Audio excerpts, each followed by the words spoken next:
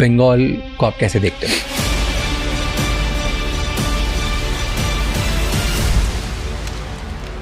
Before the Britishers came, India का GDP दुनिया के जीडीपी का 25% हुआ करता था। उसमें सिर्फ बंगाल का जीडीपी 40% होगा। इतना सिग्निफिकेंट स्टेट वो था। लेकिन आज जहां बंगाल है वो बहुत दुख की बात है, मुझे लगता है। मृत्युंजय शर्मा एक पॉलिटिशियन, एंटरप्रेन्योर और ऑथर जो हर स्टेट की रियलिटी बताने के लिए जाने जाते हैं। Mamata Banerjee, like how did she rise? तो one of the few ladies और leaders in the country, I would say, जो सेल्फ मेड जिसको बोलते हैं आप। 93 के आसपास एक रेप होता है एक गूंगी बहरी लड़की का, राइट? और उसमें सीपीएम का एक बंदा इन्वॉल्व होता है। ममता कहते हैं चलो तुम सीएम ऑफिस। फिर बाद में वहाँ के पुलिस कमिश्नर को बुद्धदेव भट्टाचार्य को फोन करते हैं कि उसको हटाओ किसी भी हाल में वहाँ से। पुलिस उसको बाल खींचते हुए ममता बनर्जी को वहाँ से हटाती है, जीप में बिठाती है और ले जाती है। जब वो मिनिस्टर है और वो फिर शपथ लेती है कि मैं राइटर्स बिल्डिंग में अब तब तक नहीं घुसूंगी जब तक मैं सीएम नहीं। उन्होंने बताया कैसे बंगाल, जो कभी इंडिया का इकोनॉमिक पावर हाउस था, आज धीरे धीरे सिस्टम और ग्राउंड रियलिटी के बीच स्ट्रगल कर रहा है। क्योंकि आपने बोला कि सीपीएम 34 सालों में उनका पावर बहुत स्ट्रांग था, लोगों को डर नहीं लगा कि ममता को वोट दे देंगे। Exactly. जब भी आपको बंगाल में कुछ ऊपर नीचे होने वाला है तो वायलेंस इंक्रीजेस। अभी हुआ था ना लोकसभा इलेक्शंस के बाद, somebody voted for BJP, they came back to their house, the husband was pulled out, he was killed. Multiple such instances. At this point, because we are talking about Bengal, are women safe? RG Kar Hospital में post-graduate medical student, she was raped and murdered. The sad part there is, Mamata Banerjee response, लड़कियों को रात में बाहर नहीं जाना चाहिए. So there you do not feel that sensitivity that should come from a chief minister, and that to a women chief minister.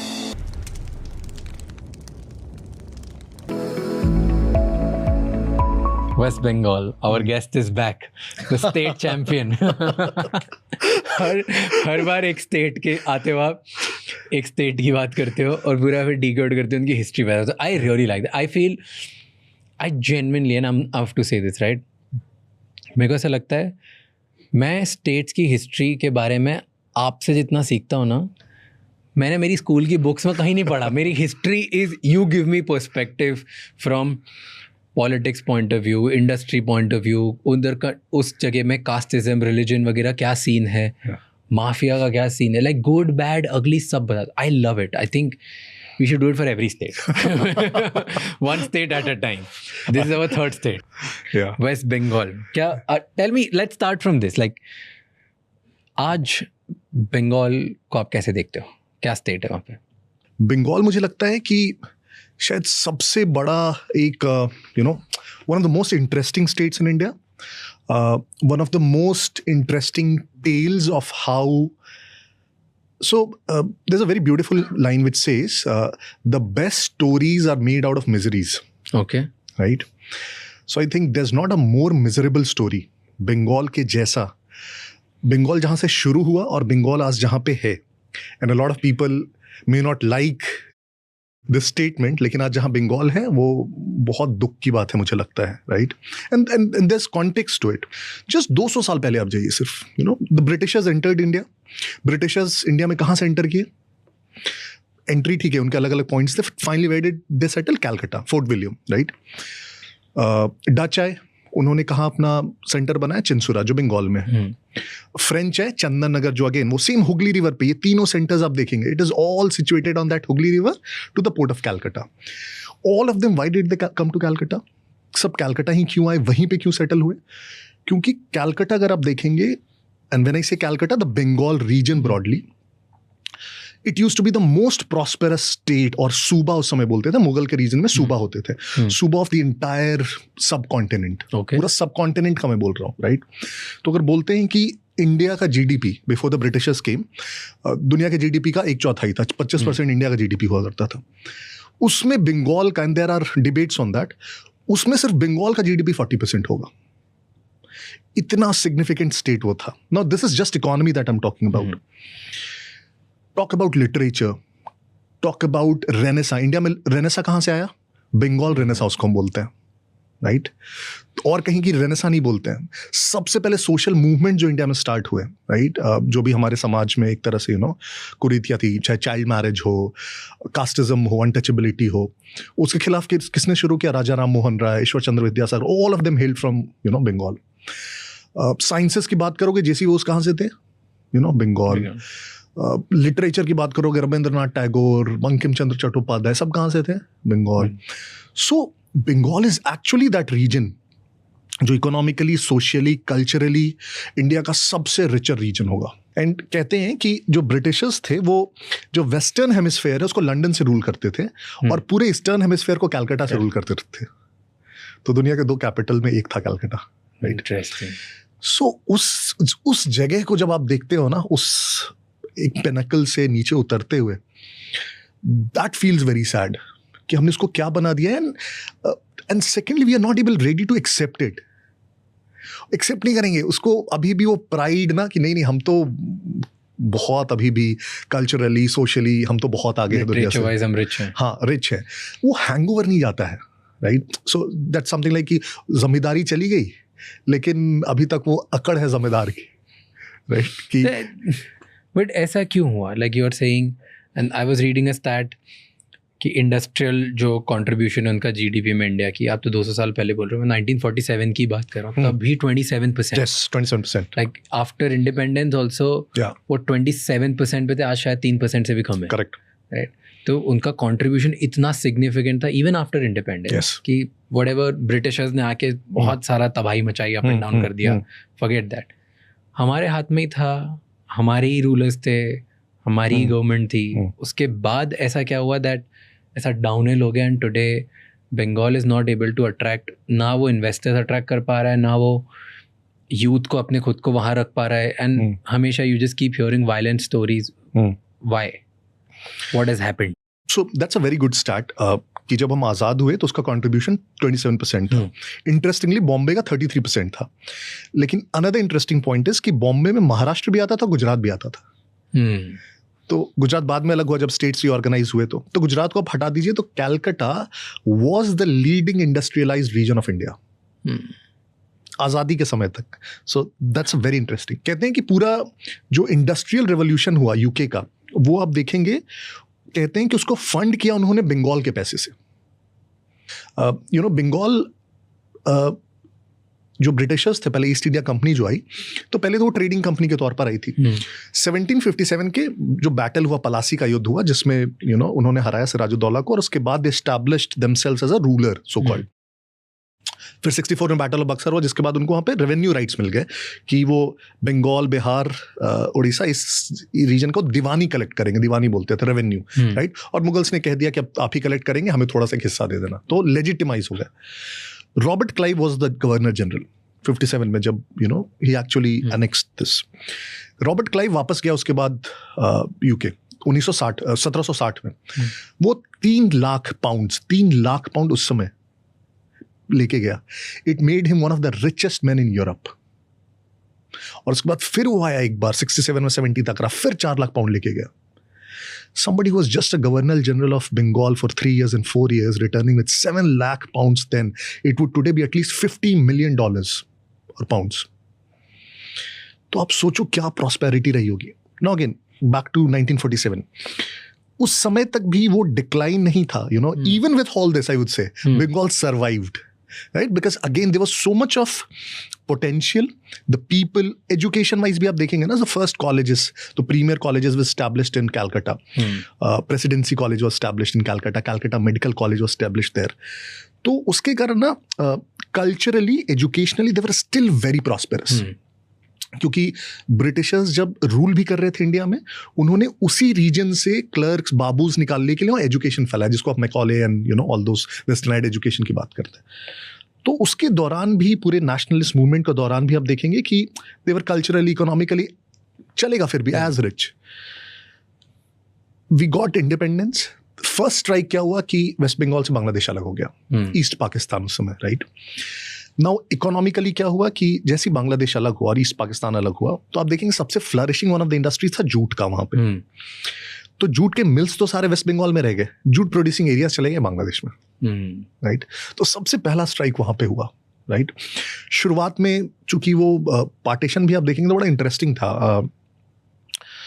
People did not know कि actually वो इंडिया में है कि बांग्लादेश में और ईस्ट पाकिस्तान में, राइट. इनफैक्ट आज़ादी हमें मिली 15 अगस्त को, और जो अवार्ड था रैटक्लिफ कमीशन को 17 अगस्त को आया था.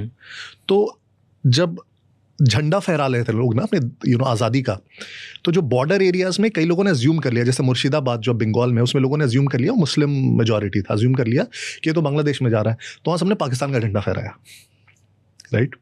And vice versa in some reasons in Bangladesh उन्होंने इंडिया का झंडा फहराया। तब तो ईस्ट पाकिस्तान होगा ना वो, ईस्ट पाकिस्तान, हाँ। राइट। 15 अगस्त की मैं बात कर रहा हूँ क्योंकि तब तक कमीशन का अवार्ड ही नहीं आया था, राइट। तो पीपल जस्ट अज्यूम्ड कि we are part of this nation, right. Finally जो बांग्लादेश बना, एंड उसके बाद में ना बिकॉज ऑफ दिस थोड़ा वेस्ट में तो आप देखेंगे कि एक तरह से बॉर्डर बहुत जल्दी फोर्टिफाई हो गया, ईस्ट में वो नहीं हुआ, it was still very porous. लोगों की शादियां थी, रिलेशनशिप्स थे, यहाँ रह रहे इधर खेत है, तो बॉर्डर एरियाज के अराउंड फिर भी वो आते जाते रहे, तो जूट ना फिर भी आता जाता रहा, सप्लाईज होती रही उन फैक्ट्रीज में, तो बहुत इमीडिएट वो असर नहीं आया।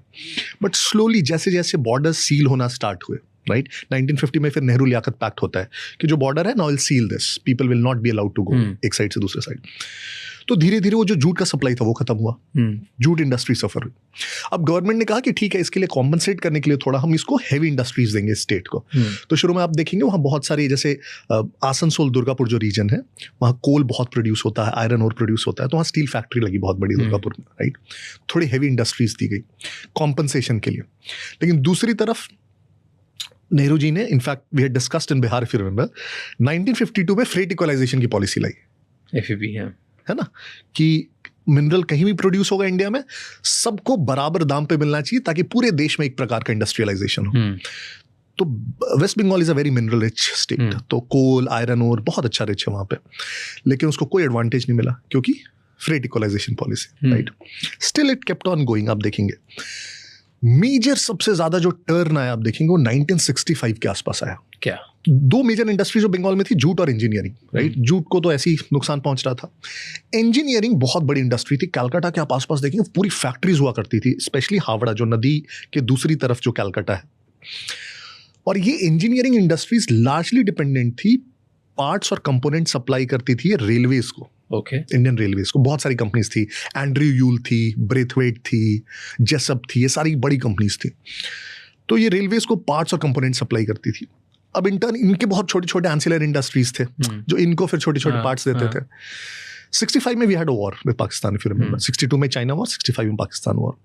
उसी समय हमारे देश में बहुत बड़ा फमीन आया था, राइट, सूखा आया था, भूखमरी हुई थी, और अनाज की बहुत दिक्कत हुई थी। इनफैक्ट हम लोगों ने यूएस से एक तरह से मिन्नत की थी अनाज के लिए, यूएस ने एक तरह से हमें मना ही कर दिया था बहुत। तो गवर्नमेंट ने ना बजट्स में कहा कि बजट को अभी हमें बहुत कर्टेल करना पड़ेगा, कि हम बहुत सिर्फ जो इंपॉर्टेंट खर्चे हैं उसे रखेंगे, जो थोड़े से नॉन एसेंशियल है उसको भी हटाएंगे। तो नॉन एसेंशियल में सबसे पहले कैपिटल एक्सपेंडिचर खत्म होगा, तो रेलवेज का जो बजट था वो बड़ा स्लैश किया गया। तो अब 65 में देखेंगे करीब करीब 270 करोड़ के आसपास रेलवेज का बजट था सेंट्रल का। वो हर साल धीरे धीरे कट करते करते 70 तक आ गया, वो 94 करोड़ पे, 1/3। और इसका पूरा जो फिर नुकसान था पार्ट्स एंड कंपोनेंट सप्लाई करने का, फिर उसके एंसिलरी इंडस्ट्रीज का, बंगाल ने झेला। That was first. Second what happened, ये पूरे रीजन्स के कारण हम देखेंगे 67 में इलेक्शंस हुए, सेंटर में भी और सारे स्टेट्स में भी। शुरुआत में तो एक साथ इलेक्शंस होते थे। वो पहले इलेक्शंस थे जिसमें एक प्रकार से देश में कई राज्यों में कांग्रेस की सरकार हार गई, कांग्रेस वापस सत्ता में नहीं आ पाई, राइट। उसमें बिहार भी था, यूपी भी था, बंगाल भी था। बंगाल में पहली बार एक गैर कांग्रेसी सरकार बनी, राइट, यूनाइटेड फ्रंट की गवर्नमेंट बनी। उसमें लेफ्ट पार्टीज थी, सेंट्रिस्ट पार्टीज थी, बंगला कांग्रेस थी, बहुत सारे पार्टीज थी। अजय मुखर्जी उसके चीफ मिनिस्टर बने ना। उसमें जैसी लेफ्ट पार्टीज आई तो बंगाल में तब तक ना लेफ्ट एनीवे जो प्रिंसिपल अपोजिशन था वो लेफ्ट पार्टीज ही थी, ठीक है। और लेफ्ट पार्टीज आप देखेंगे कम्युनिज्म के थोड़ा सा इतिहास में देखेंगे तो वो मजदूरों के हक की बात, और उसके कारण वो ना इंडस्ट्रीज वो समझ लीजिए उनके लिए दुश्मन है, राइट। तो वो कल्चर था। अब जैसे वो सत्ता में आए तो समझ नहीं पाए कि अब करे क्या, क्योंकि अभी तक तो हम लोगों ने सिर्फ डिसरप्शंस की है, अभी तक सिर्फ हड़ताल और ये और वो किया है। और उनके लेबर मिनिस्टर ने बड़ा इंटरेस्टिंगली कहा कि यार तुम लोग हड़ताल तो करते ही रहते हो, स्ट्राइक तो करते हो। स्ट्राइक में जनरली क्या, मान लीजिए फैक्ट्री है, फैक्ट्री के सामने तंबू लगा के बैठ गए हम लोग कि धरना दे रहे हैं, सब उसी में भाषण दे रहे हैं, 20-50-100 लोग बैठे हैं, धरना दिए, शाम को चले गए, राइट। दिस इज धरना। उन्होंने कहा धरना ही सिर्फ क्यों दो, तुम लोग घेराव करो। अब घेराव में क्या करते हैं कि हम फैक्ट्री में घुस गए, वहां जो मैनेजर बैठा उसके गेट के सामने जाके बैठ गए, अब निकलने ही नहीं देंगे तुमको दिन भर। क्यों? It's more aggressive form of protest, right. तो घेराव करो। बट हुआ क्यों कर रहे थे ये? क्यों अगेंस्ट थे फैक्ट्रीज के, क्यों अगेंस्ट थे मैनेजर के, घेराव क्यों करना है? सो कम्युनिज्म का आपको थोड़ा प्रिंसिपल समझना पड़ेगा. कम्युनिज्म क्या बोलती है? कम्युनिज्म होता क्या है? सिंपल लैंग्वेज समझो. कम्युनिज्म, सो ऐसे समझिए, कम्युनिज्म सेज कि जो सारे रिसोर्सेज हैं that should be controlled by the community. And when I say community in terms of a nation state, तो कंट्री.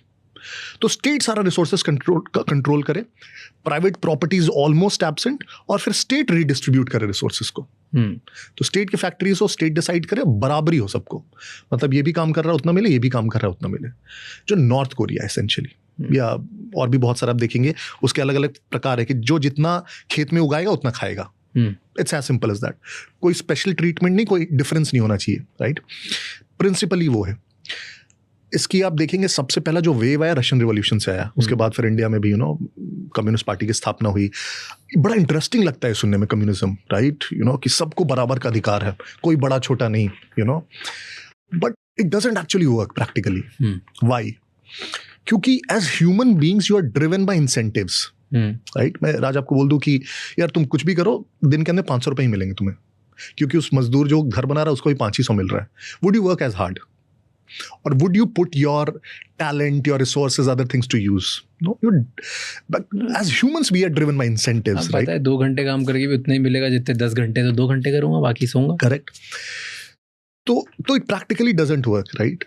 But क्या होता है ना, अब इतना सुनने में अच्छा लगता है ना, खास करके जब आप यंग हो. तो this is a very famous statement which says if you are not a communist at the age of 20 you do not have a heart, but if you are a communist at the age of 60 you do not have a mind. Really?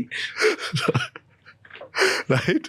So essentially आप मजदूरों के लिए, खेतीहर के लिए, सबके लिए लड़ रहे हो, राइट? तो आप देखेंगे रशिया में पहले आया, फिर चाइना में कम्युनिस्ट रिवॉल्यूशन आया, क्यूबा में आया, राइट? वियतनाम में दे फॉट द यूएस. तो it was on the rise in the world. Cold war चल रहा था, 2 axes, capitalism versus communism, which is US versus Russia. तो the communist owed their allegiance to Russia, Russia and then China, right? तो वो they say कि ये class struggle है, haves versus have nots, और ये जो क्लास है हैव नॉट्स का, इसमें ब्रदरहुड होनी चाहिए पूरे world across. And hence, so for example जब इंडिया चाइना वॉर हुआ 1962 में, तो they refuse to support India to say कि इंडिया में भी जो सरकार है वो तो हैव्स की सरकार है, प्रिविलेज की सरकार है, तो इस सरकार को हम समर्थन नहीं दे सकते. हम जो हैव नॉट्स की लड़ाई है पूरी दुनिया में उसको समर्थन देंगे. And hence India is an अग्रेसर अगेंस्ट चाइना. ये इंडिया की कम्युनिस्ट पार्टी का स्टैंड था, right? So and hence so they forget rules of country को सपोर्ट करना चाहिए, हमारे लोग कुछ उनके लिए मैटर नहीं करता. That's what I'm saying. So it's just ideology over everything. So they consider कि जो क्लास है हैव नॉट्स का ना, ये अक्रॉस वर्ल्ड ब्रदरहुड होनी चाहिए. नेशनलिज्म कुछ नहीं हटाओ. They are the same class, gen, मतलब उसको एक नेशन मान लेंगे. Have nots across the world is our nation kinds. Now what happens is कि जब आप मजदूरों के लिए लड़ाई लड़ते हो तो उनको दिखता है कि हमारे लिए लड़ रहा है, लेकिन आप लॉन्ग टर्म में देखेंगे, and Bengal is a living example of this, कि उस मोमेंट पे तो उन मजदूरों को लगा कि हमारे लिए लड़ रहे हैं, लेकिन इवेंचुअली क्या हुआ? सो फॉर एग्जांपल 1965 में आप डेटा देखेंगे तो 178 ओवरऑल स्ट्राइक्स हुए थे. 1970 तक ये 679 हो गए, 3.5 गुना. नाउ स्ट्राइक्स के रिस्पॉन्स में क्या होता है, जहाँ अब किसी फैक्ट्री में महीने भर से स्ट्राइक है, अब उसका जो ओनर है वो बोलेगा यार मेरा तो अब मैं नहीं कर पाऊंगा यहाँ पे, अब राइट, महीने से मेरी फैक्ट्री बंद है, कुछ सेल्स नहीं जा रहा, मेरा इतना इन्वेंट्री है, मेरा कॉस्ट लग रहा है, राइट? तो बोलेगा कि मैं लॉकडाउन कर रहा हूँ, मतलब मैं फैक्ट्री या तो टेम्पररी बंद कर रहा हूँ या बंद ही कर रहा हूँ, है ना? लॉकडाउन का आप नंबर देखेंगे सेम. जब स्ट्राइक्स ऐसे बहुत ज़्यादा एक्सटेंडेड हो गए, कोई अग्रीमेंट नहीं हो पाया दोनों पार्टी में, तो लॉकडाउन के अब नंबर्स देखेंगे करीब 50 के आसपास था. 1965 में 128 हो गया 1970, राइट? सो कई बार ये जो लड़ाई विच सीमिंगली लुक्स लाइक कि हम उनके लिए लड़ रहे हैं जिनके पास कुछ नहीं है, अंत में सबसे ज्यादा सफर करते हैं तो वही लोग सफर करते हैं. कि 125 इंडस्ट्रीज बंद हो गई तो रोजगारी खत्म. एग्जैक्टली. और जब वो बंद हो गई तब आधे लोगों को रियलाइज होता है यार पहले जो भी मिल रहा था that was much better than what we are today, क्योंकि अब तो कुछ भी नहीं मिल रहा, राइट? सो आप 67 से 70 देखेंगे, वो पीरियड था सिर्फ 3 साल में. अगेन उनकी सरकार नहीं, बीच में कांग्रेस ने उनको 356 लगा दिया, वहाँ की सरकार को बर्खास्त किया, फिर चुनाव हुए, फिर 356 लगा, ऐसे ही चलता गया. बट उस इंस्टेबिलिटी में भी लोगों को पता था ये सरकार हमारे साथ है, वर्कर्स के साथ है. दूसरी तरफ जो इंडस्ट्रियलिस्ट है, देखिए बाकी दिनों में वो बहुत हद तक झेल लेंगे अगर सरकार न्यूट्रल भी रहे। जब उनको दिख रहा है कि कुछ भी होगा तो सरकार हमारे साथ नहीं है, प्लस जब घिराव होना शुरू हो जाए, जब आपकी सुरक्षा पे आने लगे, तो कोई भी मैनेजर वहां जाने से डरेगा, कोई भी फैक्ट्री वाला वहां जाने से डरेगा, राइट? जिसका ठीक है वहां पे संक कॉस्ट है, कोई कैपिटल है, वो कुछ दिन खींचने की कोशिश करेगा, but eventually he will pull out, right? 1970 में जो आपने डेटा दिया था कि शुरू में 27% था उसका इंडस्ट्रियल आउटपुट, 1970 में इट वेंट टू 13.5%, आधा ही हो गया, आधा हो गया। This was the effect of broadly those 5 years and 3 years of that communist या जो भी United Front rule. just few years killed Exactly. half of their GDP Yeah. contribution. तो ये तो 70 तक हुआ। उसके बाद फिर कांग्रेस सरकार में आई, सिद्धार्थ शंकर रे उसके चीफ मिनिस्टर बन के आए, इमरजेंसी हुई। सिद्धार्थ शंकर रे used to be very close to Indira Gandhi. He's called the architect of emergency. In fact, Okay. it is said that he's the one who advised Indira Gandhi की emergency, आपको declare करना चाहिए। तो ठीक है, वो 6-7 साल तो बहुत अनस्टेबल रही। 77 में अगेन इलेक्शंस हुए इमरजेंसी हटने के बाद, पूरे देश में बहुत सारे स्टेट्स में नॉन कांग्रेसी सरकारें। बंगाल में भी पहली बार एक स्टेबल लेफ्ट की सरकार आई, फुल मेजोरिटी के साथ, सीपीएम की सरकार आई, ज्योति बसु उसके चीफ मिनिस्टर बनाए गए। अब ज्योति बसु उसके चीफ मिनिस्टर बनाए गए 77 से 2011 तक सीपीएम की सरकार रही, बीच में एक चेंज आया। It's 34 years. It's the longest surviving democratically elected government in the world. Now, this is both good and bad, and in what ways? So essentially it says longest surviving communist government नहीं, बहुत सारे हैं दुनिया में, right? लेकिन वो जहां भी कम्युनिस्ट गवर्नमेंट सर्वाइविंग इतना लंबा है वो डेमोक्रेटिकली इलेक्टेड नहीं है। That speaks volumes about communism in itself. So communism and democracy, yes, rarely there are countries where they have coexisted. It is only in India, and this is the beauty of India then, कि even for ideology जिसके साथ बहुत सारे लोग sink में नहीं होंगे, और वो बार बार जीतता गया, और कई बार वो कैसे जीता will discuss, which is not very Fairlie, फिर भी वो सरकार 34 साल तक इस देश में चलती रही, and we said okay, they are being elected so they have a right to rule in that state. This is both the beauty of democracy in India and then speaks volumes about communism. उसके बाद पहले ये जीते कैसे CPM की left front में all of a sudden, क्योंकि Congress was the face in the country, Congress से ये कैसे जीते? What was the reason? या सो अगर आप कम्युनिस्ट को भी देखोगे ना तो उनके अंदर में ही बहुत सारे डिसएग्रीमेंट्स हैं। तो कम्युनिस्ट फैक्शंस देखोगे इंडिया में आप तो कम से कम 60 फैक्शंस हैं।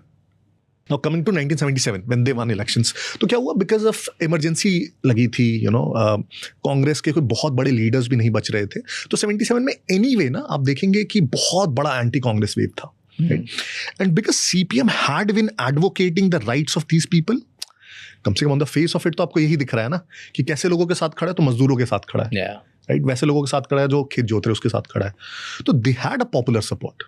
और बहुत कम्युनिस्ट को आप देखेंगे तो बहुत कैडर बेस्ड पार्टी होती है, बहुत डिसिप्लिन्ड पार्टी होती है, तो it is not driven by one person generally, right? कम से कम आइडियली फिर धीरे धीरे हो जाती है कई जगहों पे, बट आप देखेंगे उसके जो कैडर्स हैं, जो भी डिसीजन होगा उनका जो टॉप बॉडी है पोलित ब्यूरो वो लेगा और सब उसको फॉलो करेंगे। सो फॉर एग्जाम्पल 96 में बहुत फ्रैक्चर्ड मैंडेट आया था देश में, यूनाइटेड फ्रंट की गवर्नमेंट बनी थी जब देवेगौड़ा पीएम बने थे। उसमें सबसे पहला पीएम बनने का प्रपोजल आया था ज्योति बसु को, लेकिन पोलित ब्यूरो ने मना कर दिया। किसने मना कर दिया? पोलित ब्यूरो, जो उनका टॉप डिसीजन मेकिंग बॉडी होता है, उनसे मना कर दिया। कि नहीं, इसलिए क्योंकि दे सेड कि हमारा जो स्ट्रगल है that is for the have nots, और जो हमारा जो प्रिंसिपल है it will get diluted when he becomes the PM of a coalition government जिसके अलग अलग थियरीज है। तो हम डाइल्यूशन नहीं कर सकते अपने प्रिंसिपल्स में। तो पीएम की कुर्सी छोड़ दी। हाँ, ये पीएम बन सकते थे। Like Jyoti Basu was the first name that had propped up जब यूनाइटेड फ्रंट का गवर्नमेंट बनी, फिर देवेगौड़ा बने जब पोलित ब्यूरो ने मना कर दिया। Isn't it like blunder? So again they would say कि principally we are correct, but then practically it's a blunder because you're losing power, and अगर power ही नहीं होगा तो ideology कैसे support करोगे? I agree there, but again that's what I'm saying कि like even if let's say for 1 second इनको ideology अपनी फैलानी थी पूरे देश भर में, तो that was the best way for them to spread that could ideology. have been, yes, could have been, but no. Okay. Yeah. So they said no. Okay, ठीक है. They said no. So 77 में भी जब ये लोग आए और शुरू में आप देखोगे ना, इन लोगों ने एक दो बड़े अच्छे काम किए, राइट. एक सबसे पहले इन्होंने ऑपरेशन बरगा लाया, राइट. और आप देखोगे जैसे हम आज़ाद हुए थे तो करीब करीब सारे स्टेट्स ने जिम्मेदारी अबॉलिशन लॉज लाए थे, राइट. कि और उसके बाद लैंड सीलिंग एक्ट्स लाए थे कि एक व्यक्ति इतना ही लैंड रख सकता है. तो जैसे बिहार ने कहा कि प्लेन एरियाज है तो 30 एकड़ मैक्सिमम, हिल एरियाज है तो 50 एकड़ मैक्सिमम. तो सबने अपने अपने लॉज लाए और जो सरप्लस लैंड है फिर सरकार ने कहा हम उसको लेके लैंडलेस में फिर डिस्ट्रीब्यूट करेंगे. That was the principle. Now that happened across the country, but लोगों ने इसका राउंड अबाउट निकाल लिया. तो मैं अपनी ज़मीन को किसी और के नाम से मैंने ट्रांसफ़र कर दिया, राइट. अब मेरे यहाँ जो काम करता है मैंने उसको कह दिया तुम्हारे नाम से ट्रांसफर कर दे रहा हूँ 10 एकड़. जिंदगी भर उसने मेरे यहाँ काम किया, मुझे पता है वो कभी रिवोल्ट नहीं करेगा. या मैंने कहा मैं स्कूल के नाम से दे दे रहा हूँ 5 एकड़, या मैं मंदिर के नाम से दे दे रहा हूँ 5 एकड़. कहीं में तो बेनामी, मतलब एक रैंडम व्यक्ति, एंड उस समय इतनी आइडेंटिटीज और कोलिंग पैन और आधार लिंकेज थोड़ी था. तो बेनामी प्रॉपर्टीज के नाम से तो बहुत ही कम सरप्लस लैंड एक्वायर किए जा सके, very less, right. And hence redistribution बहुत कम हुआ. ये स्टेट के लिए बेकार नहीं है जैसे, क्योंकि अगर तुम सारे जो लोग हैं जिनके पास बड़े बड़े लैंड्स हैं वो प्रॉबेबली उसको यूज़ करके इंडस्ट्रीज़ लगाएंगे या 4-5 चीज़ें लगाएंगे, उनसे तुम लैंड ले लेते हो, सारे लैंडलेस को देते हो, तो तुम एसेंशियली सारे ही पूरी स्टेट में से फार्मर्स बनाते हो. नहीं, लेकिन फार्मर्स को प्रोवाइड करने के लिए जो इंडस्ट्री में प्रॉब्लम, तुम्हें फर्टिलाइजर चाहिए, क्रॉप्स चाहिए, जूट चाहिए, इधर से प्रोसेस होकर जो मिल्स होगी जिनमें दाल बनी, बड़े XYZ चीज़ें होगी, वो सब तो you essentially eliminating in the state. So definitely आप एक तरीके से अच्छा कर रहे हो सोशल वेलफेयर, कि आप सारे फार्मर्स को या जिनके पास ज़मीन, उनको ज़मीन तो दे रहे हो, लेकिन वो ज़मीन का करेंगे क्या अगर पैसा ही नहीं होगा, क्रॉप्स ही नहीं होंगे, चीज़ें ही नहीं होगी जिस पे वो कुछ यूज़ करके बना पाएंगे हम. So very valid point Raj. So see what happens, आप जो सोच रहे हो ना, उसका जो फ्रेम ऑफ रेफरेंस है उसमें आप देख रहे हो कि उनका आप ज़्यादा भला चाह रहे हो जो लैंडलेस है, राइट. कि यू नो कुछ वैल्यू एडिशन वाला वो काम कर पाए. But look at the class we are talking about. We are talking about a class who is landless. Landless means उसके पास कोई सोशल सिक्योरिटी नहीं है, कोई सैलरी वैलरी तो उसको नहीं आती है, जो खाने के लिए भी उसको चाहिए, which is the first level of Maslow's hierarchy, उसकी सिक्योरिटी नहीं है उसके पास. तो मैं आगे कुछ भी देने से पहले, उसको साइकिल, पंखा या कूलर देने से पहले, I would want to guarantee his food first, right. और फूड की गारंटी मैं कैसे दे सकता हूँ? अगर मैंने उसको ज़मीन दे दी 1 एकड़, तो मुझे पता है कि वो कमा के उस पर फसल खा लेगा साल भर, वो बाकी और कुछ नहीं कर पाएगा. मुझे पता है वो बच्चों को शायद पढ़ा नहीं पाएगा, वो मेडिकल कुछ होगा तो इशू होगा, लेकिन वो खा लेगा साल भर. So let's solve for the now for our situation. ठीक है. तो they were solving for that first level of it, right? Fair. And they were able to do it beautifully. Yes, much better than any other most of the other states in the country. Okay. Yeah. So that's one thing that they did well. Second, उनको अब ये लगा कि यार CPM को, हाँ CPM को अब ये लगा कि अभी तक तो हम विरोध प्रदर्शन ही करते रहे हैं, वो झंडा उठा के, लाल झंडा, लाल सलाम, सारे इंडस्ट्री, सारे कैपिटलिस्ट चोर हैं, ये फलाना ढिमकाना, ये करते हैं. Now that we are in government full majority के साथ, तो इंडस्ट्रीज को कैसे ट्रीट करें हम, राइट. डाइकोटमी है. तो उन्होंने कहा, हमने तो बोला इंडस्ट्री खराब है, खराब है, मतलब सबसे बड़े चोर जो है इंडस्ट्रियलिस्ट हैं. एकदम सिंपल प्रिंसिपल है हमारा. तो अब इंडस्ट्रीज को कैसे ट्रीट करना, there should be an official policy. तो एक पॉलिसी लेके आए. तो उन्होंने कहा कि हम जो कॉटेज इंडस्ट्रीज है, स्मॉल स्केल इंडस्ट्रीज है, उसको सपोर्ट करेंगे, राइट. लेकिन जो बड़े इंडस्ट्रीज है, we are not going to support them, right. और